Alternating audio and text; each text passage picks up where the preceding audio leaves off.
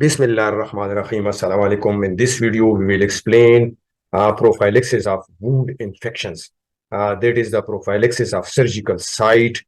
In this video, we will try to learn the principles of prophylactic use of antibiotics for surgical site. Infections may occur even in the absence of a disease state. Example include surgical site infection and infection of a distant organs via hematogenous spread, that is metastatic infection.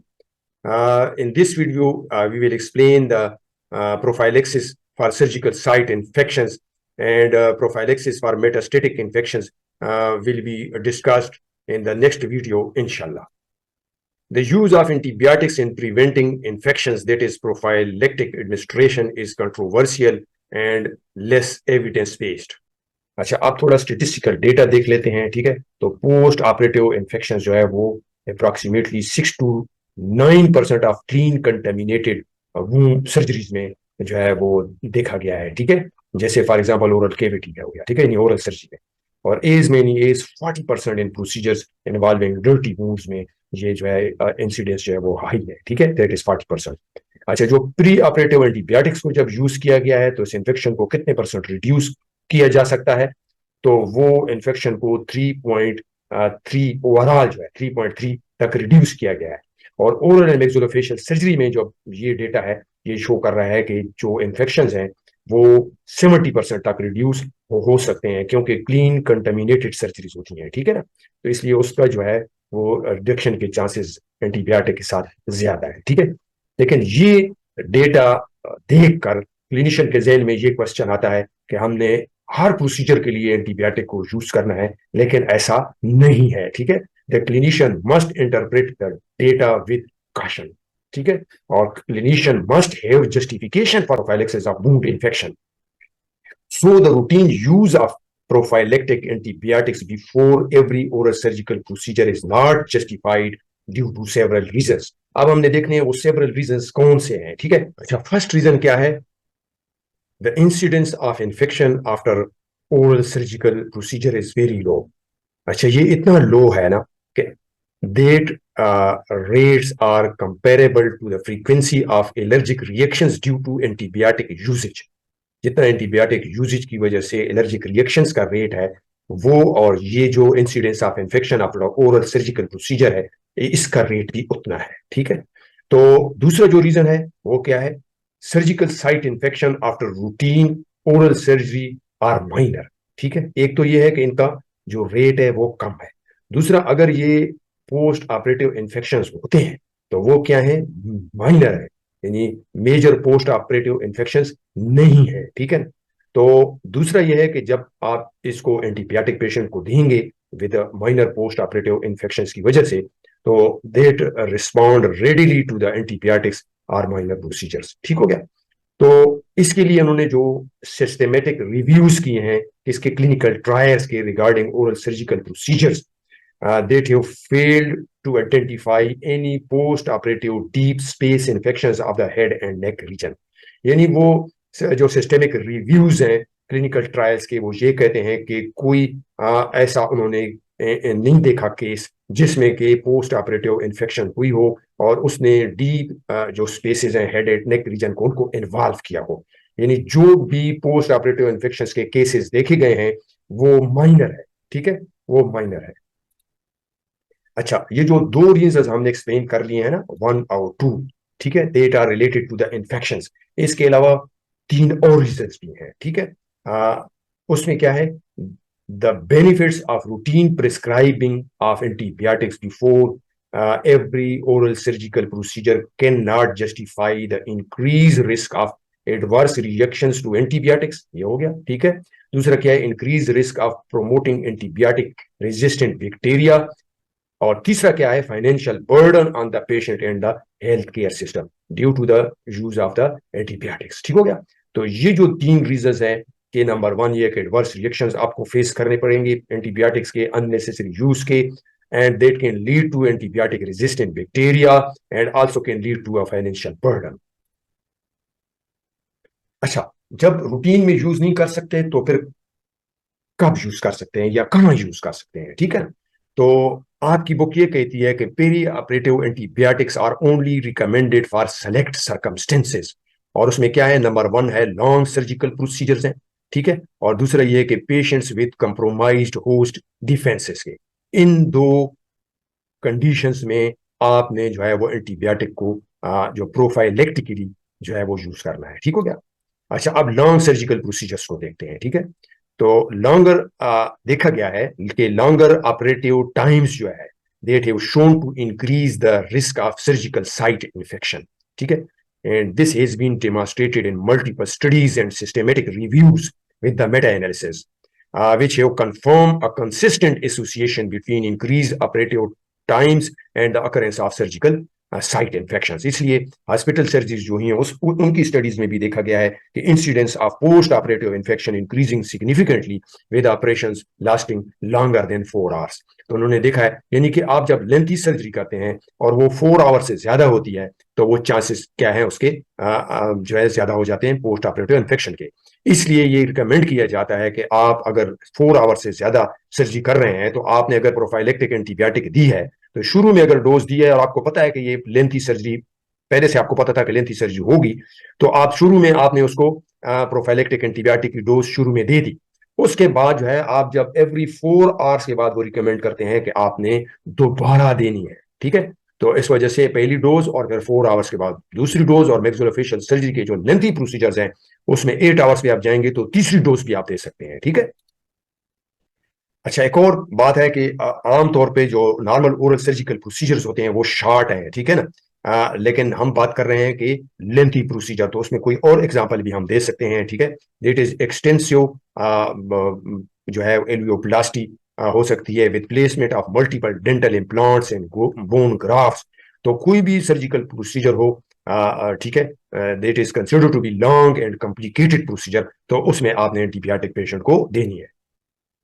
अब जो second recommendation आपकी किताब ने की हुई है, ठीक है, वो क्या है, is for the patients with compromised ability to combat infections may be prone to surgical site infections, so you must recommend the antibiotics for such patients. तो इसमें एग्जांपल देखें कि patients with poorly controlled metabolic disease है such as diabetes mellitus हो गया, patient receiving chemotherapy और immunosuppressive medications, and those with and stage renal disease, ठीक है। तो अच्छा, इसमें अब आपने क्या करना है कि antibiotics post operative, pre operative, ठीक है, और सम इंस्टेंट में post operative antibiotics strongly recommended है सच पेशेंट्स के लिए, ठीक है। कौन से सच पेशेंट के लिए, patient with compromised host defenses के लिए, and even for minor oral surgical procedure, अगर आप मेजर नहीं भी कर रहे हैं, लेंथी नहीं है, शॉर्ट है, ठीक है, और माइनर सर्जिकल प्रोसीजर है और आपका पेशेंट जो है वो कंप्रोमाइज होस्ट डिफेंसेस वाला है, तो आपने उसमें एंटीबायोटिक्स प्रोफाइलेक्टिक एंटीबायोटिक को यूज करना है, ठीक है, प्री ऑपरेटिवली भी, और सम टाइम अगर आप कंसिडर करते हैं तो पोस्ट ऑपरेटिवली भी उसको देना है। अच्छा, शुरू में ये ख्याल था कि जो इम्प्लांट लगाने हैं ना आपने, तो उस इम्प्लांट की सर्जरी के लिए भी प्रोफाइलेक्टिक एंटीबायोटिक्स जो है वो मैंडेटरी कंसिडर कर रहे थे, लेकिन अभी जो स्टडीज हुई हैं तो उसमें देखा गया है कि there is no differences in infection rates, ठीक है, were seen when antibiotics were used when compared with placebo और नो एंटीबायोटिक्स, ठीक है। यानी उन्होंने एक ग्रुप में क्या किया कि इम्प्लांट्स लगाए और उनको प्रोफाइलेक्टिक एंटीबायोटिक्स दी, और दूसरे ग्रुप में उन्होंने जिन पेशेंट्स को इम्प्लांट लगाए उनको एंटीबायोटिक्स नहीं दी। दोनों में देखा गया कि पोस्ट ऑपरेटिव जो इन्फेक्शन है रेट है वो किस में ज्यादा है, तो दोनों में कोई फर्क नहीं था। इसका मतलब ये है कि इसके लिए कोई और ऐसे कंफाउंडिंग जो रीजंस हैं, या जिसको हम कहते हैं कंफाउंडिंग वेरिएबल्स, ठीक है, जैसे सिस्टेमिक कोमॉर्बिडिटीज हो गई, स्मोकिंग हो गया, पेरा फंक्शनल हैबिट्स हो गई, ठीक है ना, तो इसकी वजह से वो थोड़ा सा डिफरेंस स्टडीज में देखा गया है। बाकी जो स्टडीज हमें मिलती है ना वो देखा गया है। तो आपकी बुक ने ये लिखा है कि ये जो जो कंफाउंडिंग वेरिएबल्स हैं इसकी वजह से जो उन स्टडीज में डिफरेंस आया है, यानी बाद स्टडीज में इम्प्लांट का जो सक्सेस रेट्स है वो ज्यादा देखा गया है विद एंटीबायोटिक्स के, ठीक है। तो आपकी बुक ये कहती है कि ये जो डिफरेंस नजर आ रहा है ये बेसिकली कंफाउंडिंग वेरिएबल्स की वजह से नजर आ रहा है, ठीक है ना, कोमॉर्बिडिटीज की वजह से, स्मोकिंग की वजह से, पैराफंक्शनल हैबिट्स की वजह से आ रहा है, जिसकी वजह से जो रिजल्ट्स हैं वो क्या है मिस इंटरप्रेट किए गए हैं, and the results misinterpret the results and inappropriately prescribe antibiotics routinely. अच्छा, अब आपने एक पेशेंट को सेलेक्ट कर लिया है, यानी या इम्यूनो कम्प्रोमाइज पेशेंट है या उसका प्रोसीजर लॉन्ग लेंथी है, और आपने ये डिसाइड कर लिया कि आपने उसको प्रोफाइलेक्टिक एंटीबायोटिक देनी है, तो फिर आपने क्या करना है कि द एंटीबायोटिक्स की सिलेक्शन प्रॉपर करनी है, ठीक है। The ideal antibiotic should be effective against number one normal flora. आपको पता होना चाहिए कि नॉर्मल फ्लोरा जो है वो ओरल कैविटी का क्या है, उसमें कौन से बैक्टीरिया होते हैं, तो उन्हीं एंटीबायोटिक को आपने सेलेक्ट करना है जो उस ओरा फ्लोरा के अगेंस्ट, क्योंकि वही जो बैक्टीरिया होते हैं वही पोस्ट ऑपरेटिव इन्फेक्शन में हमें नजर आते हैं। दूसरा ये है कि they must have narrow spectrum and have the least adverse effects, ठीक है, ये वाली। तो इससे पहले वाली वीडियो में हमने एक्सप्लेन किया था कि जो सिलेक्शन क्राइटेरिया है एंटीबायोटिक्स का वो इन्फेक्शन के लिए क्या है। तो अगर आप इन बातों को देखें तो that is similar to that for established infection, जो हमने प्रीवियस अपनी वीडियोस में एक्सप्लेन किया है, ठीक है। अच्छा, जो दूसरा प्रिंसिपल है ना, वो ये है कि the antibiotic must be administered so that plasma concentration is at its peak during the surgical procedure, ठीक है। अच्छा, एक तो ये है कि ये भी प्रिंसिपल हमने पीछे पढ़ा है, लेकिन यहां पे आपने पीक प्लाज्मा लेवल मेंटेन करना है, लेकिन that will be higher when the antibiotics are administered for therapeutic purposes. आप जो नॉर्मली डोज पेशेंट को देते हैं पोस्ट ऑपरेटिवली, ठीक है ना, ये जो प्रोफाइलेक्टिक एंटीबायोटिक की डोज है ये उससे डबल है, उससे ज्यादा है, उससे आपने हाई करना है उसको, ठीक है। तो ये कहता है कि that is twice the therapeutic dose. जो आप फॉर एग्जांपल आप 1 ग्राम डोज देते हैं ना, ठीक है, तो ये जो है तकरीबन प्रोफाइलेक्टिक डोज जो है वो 2 ग्राम पे आ जाएगी, ठीक हो गया। जैसे नॉर्मली मक्सिसिलिन है, ठीक है, उसकी हम जो डोज देते हैं 500 मिलीग्राम टीडीएस देते हैं पेशेंट को ना, तो आप प्रोफाइलेक्टिकली जब देंगे तो ये तकरीबन आपकी डेली डोजेज जो है वो 1200 बन गई। तो इसको आपने फिर 2 ग्राम वो रिकमेंड करते हैं कि प्रोफाइलेक्टिकली आप 2 ग्राम देंगे। और वो देनी कब है, वो अगर ओरली देनी है तो 2 आवर्स, ठीक है, और ideally 1 hour before the surgery, ठीक है। और अगर पेरेंटेरल यूज कर रहे हैं, इंजेक्टेबल यूज कर रहे हैं, तो आपने आधा घंटा पहले देनी है, ठीक है। अच्छा, ये जो है this is a commonly used pre operative antibiotic regimens shown in this table. अच्छा, अब जो प्रिंसिपल 3 है, ठीक है, वो क्या है कि for the antibiotic prophylaxis to be effective the antibiotic must be given before the surgery begins. आपने सर्जरी से पहले देना है, ठीक है, बाद में उसका जो टाइम है वो जो है वो इफेक्टिव नहीं होता। और एडिक्वेट प्लाज्मा लेवल्स को आपने मेंटेन रखना है through out the surgical procedure. इसलिए हमने पिछली जो स्लाइड थी उसमें यह कहा था कि 4 घंटे गुजरने के बाद आपने दोबारा प्रोफाइलेक्टिक डोज देनी है in order to maintain the plasma level, ठीक है। लेंथी सर्जरी हो रही है तो आपने 4 घंटे के बाद रिपीट जो कर रहे हैं वो इसलिए कर रहे हैं कि आपने एडिक्वेट प्लाज्मा लेवल को मेंटेन करना है, ठीक हो गया। अच्छा, once the surgical procedure is completed, ठीक हो गया। अब अगर जो है ना, एक बात हमने कर ली कि आपने पेशेंट को सर्जरी के स्टार्ट से पहले, जैसे अभी हमने कहा 2 आवर्स या 1 आवर्स ओरली और 30 मिनट बिफोर जो है वो आईवी देना है, ठीक है, ये बिफोर सर्जरी हो गया। दूसरा ये है कि जब सर्जरी कंप्लीट हो जाए तो फिर क्या है, the continued antibiotic administration produces little benefit, ठीक है, उसके बाद जो है उसका इफेक्ट नहीं होता, ठीक है, बहुत लिटिल इफेक्ट होता है, ठीक है। तो इसलिए अगर प्रोसीजर शॉर्ट है, ठीक है, a single pre operative dose of antibiotic is adequate, ठीक हो गया। अच्छा, इस पे काफी स्टडीज हुई हैं, ठीक है, एनिमल्स पे भी हुई हैं, ह्यूमन क्लिनिकल जो ट्रायल्स हैं, ठीक है, वो ये कंक्लूड करते हैं कि prophylactic use of antibiotic is necessary only for the time of surgery, ठीक है। जब जो सर्जरी हो रही है तो उसके उसके दौरान में फायदामंद है, उसके बाद इसलिए फायदामंद नहीं है because migration of bacteria into the wound and underlying tissues occurs at a such low level after closure of the wounds and formation of blood clots that additional antibiotics are not necessary। जिस वक्त आप wound को close कर देते हैं, clot बन जाता है, तो उसके बाद उसमें बैक्टीरिया की माइग्रेशन के चांसेस बहुत लो हो जाते हैं, इसलिए जो है एंटीबायोटिक्स को रिकमेंड नहीं किया जाता, ठीक है। तो उसका कोई रोल नहीं है, यानी कि बाद में देने के, पोस्ट ऑपरेटिवली देने के, ठीक है, यानी उसको बाद में देने के कोई फायदा नहीं है। तो आपने पहले दिया तो उसका इफेक्ट आएगा, ठीक है, जो आप अचीव करना चाहते हैं।